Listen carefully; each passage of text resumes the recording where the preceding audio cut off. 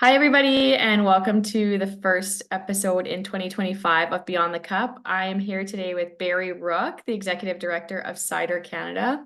Thanks for joining us, Barry. Happy to be here and chat for a few moments.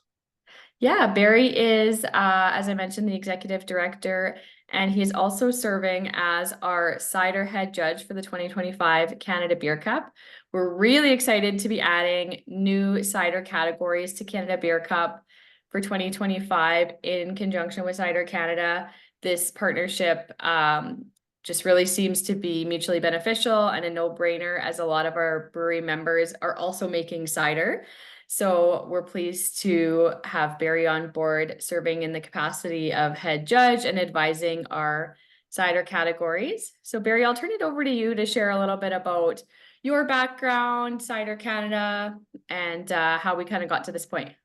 Yeah, I come to the industry from being a fan. A little bit of production of cider, as you could probably see behind me if you're in the video side of things, mostly from an industry side. My wife and I started a blog called the Cider Crate in 2015, and sort of traveled around and visited cider makers all across Ontario and the country. And since then, I've amassed over 1,000 reviews on our website, a map of where every cider maker is in the country, podcasts, interviews, all those different types of things, and probably consumed way too many ciders as a whole. But that all sort of came together just at the start of the pandemic when we found out that there was a tax that was being put into place against cider, called excise duty, which of course all brewers know all the fun that you're going through.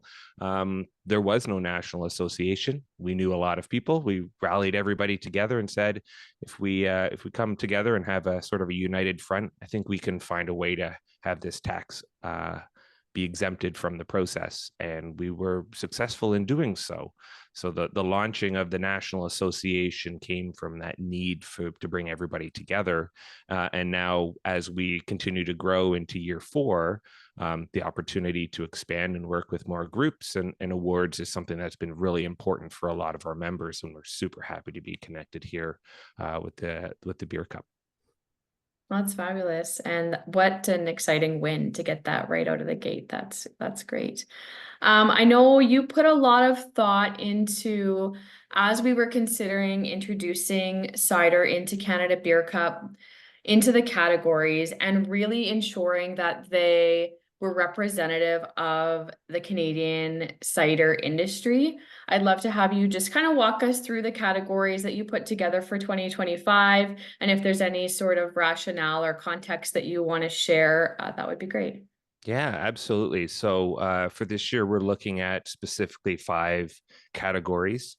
What we did was we have an awards committee working group, and we worked alongside that group to figure out, well, what's the best way to both allow a little bit of broadness in the categories, but not restricting where everything sort of fits. When we took a look across a number of different awards groups and so on, we were able to kind of narrow it down to 5. So the first category is your heritage cider. So this is your really traditional and tannin forward ciders. So an area that really honors that traditional apple making, the heirloom, the old world style techniques. You could find this in English and French style or Spanish style working offerings. It's often, bone dry, and sort of really to give the full body element to it. The second category is the modern cider, so something a little bit more contemporary and sessionable, often a space where people enter into it if they've never really had ciders before. So these are often made with, very clean, fruit forward, accessible products. They're crisp. They're usually lightly carbonated. They're found with not specifically apple cider apples, but a little bit more of what's common in the different areas. So you get a lot of different Macintosh and Gala and blends. So it does have a little bit lower on the tannin style of things. So it offers that off dry or semi-sweet approach as well. The third is in the fruits and the botanicals, and this is where we talk about the perry. So the idea is that often ciders are incorporated with different types of adjuncts. So fruited, hops, herbs, spices, botanicals. And what we've also done in this case is added in perry or pears. So many people might not know that perry is a separate category from cider on its own in most circles. And in this case, we're offering the opportunity for people who are creating products as a perry to either have it listed under the fruited group, or if they think that their product aligns better with one of the other categories, then they can put that in the other category. So good example, as we come down the road here, I'd be interested in seeing if there's an iced perry that comes through in the applications, because I've had one or two of those before, and that's quite a unique experience. So those fruited offerings, whether it's a cranberry infused winter with spices or a hop cider, maybe something that's a little bit more like a rosé and red flesh or berry additions.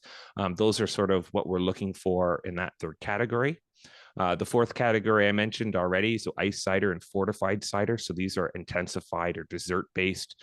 They're often created with additional sugars in the process, different techniques. So they'll have a higher concentrate of alcohol. They'll be thicker. They'll be a little bit more dessert based. They'll be creamier. And again, you can still amplify what's happening in those by adding in other elements, so spirits or cryo concentration, which is what the ice cider is made of, or those types of things. And then finally, our last category is the barrel age or specialty cider. So this is an opportunity for people who are really taking their product to a different and a further extension, obviously very common in beer. And you do see a lot of cider in oak, whiskey, wine barrels, etc. So we wanted to be able to incorporate something that didn't fit into the other types of categories, but still had something unique to be able to add. So, there are things called like fire ciders and so on. And we're hoping that these opportunities to be able to have them within that specialty category give the cider producers a little bit of a better opportunity to highlight what their craft is, because it really is quite unique, and there's quite that spectrum. Not so much as what you get for beer, but we're also just getting started here. So 5 categories is a really great starting point. Fabulous. Well, I'm so excited to see the breadth of entries that we receive and have all of these unique offerings be part of the competition. For those that aren't familiar with how a competition runs, of course, all tasting is completely blind. And so the judges will not know who the producer of the cider was. They would simply have a randomized entry code. And we are bringing in dedicated cider judges to join our panel of highly acclaimed beer judges. I'm so excited about our panel for this year, and that we're going to be judging at Toolshed Brewing in Calgary. So it's going to be a really great week of trying all kinds of beers from across the country, as well as ciders. So this is just going to be such a fabulous addition to the competition for this year. And then, of course, we'll be celebrating all the winners in Quebec City at our gala on November 10th. We're doing that in conjunction with the AMBQ conference this year. For anyone that hasn't had a chance to go to the AMBQ conference, it is absolutely exceptional. They just do a fantastic job from start to finish. So having our Canada Beer Cup Awards Gala, where we're celebrating our beer and cider, as well as our packaging winners, that first evening to kick things off is going to be an absolute blast. And of course, the event will be live streamed for those that can't make it in person. Thanks to Hops Connect Canada, we're going to have parties happening all across the country, so winners can tune in. They can head down to their local brewery, join a party, celebrate together in person, or come down to Quebec City to join us for the celebration.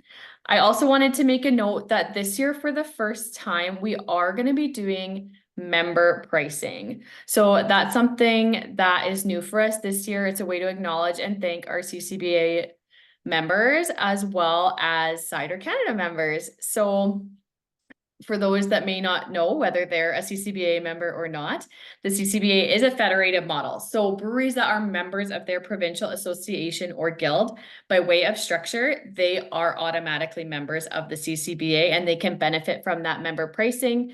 And through the partnership with Cider Canada, that's being extended to Cider Canada members as well. So be sure to take advantage of that. Early bird pricing is going to open June 2nd, which is right around the corner. And then that member pricing is an additional savings. So we're really trying to encourage both members and non-members to participate this year, but just acknowledge and thank the members for their membership, as Canada Beer Cup is a nonprofit. All of our proceeds from the competition support the advocacy efforts of the CCBA. And so that additional member pricing is just our way of saying thank you for supporting those advocacy efforts through membership.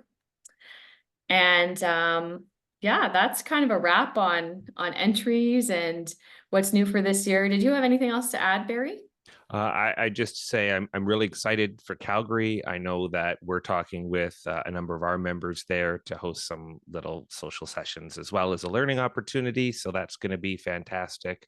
And if I'm not correct, let me know. But we are doing some of the judging training and testing after the conference there as well. So it gives people the opportunity to if they want to get more involved in learning how to judge cider or beer, there's a great opportunity to do that. And I'll also throw out that I visited the venue in Quebec last year, and it's a stunning space, great views and everything. So really excited to visit there as well. Me too. Yeah. And thanks for mentioning those professional development opportunities. That's also something that we're doing for the first time this year. It's, I think, important for just the Canadian craft beer and cider industry as a whole to continue to invest in developing judge palettes and judge education as we move forward, so that we can just kind of continue to develop a strong roster of Canadian judges and offer those sorts of trainings. So really proud to be doing that for the first time this year, and very excited both for that judging week and our celebration in Quebec. Yeah, outside of that, just looking forward to it. And I'm hoping that we'll see a large number of our 160 plus members applying for opportunities. We know we have around a quarter of our members are those who do produce beer as well. So it seems like just a really natural fit. So excited to have year one kick off with quite a strong start. Fabulous. Thanks, Barry. Thank you.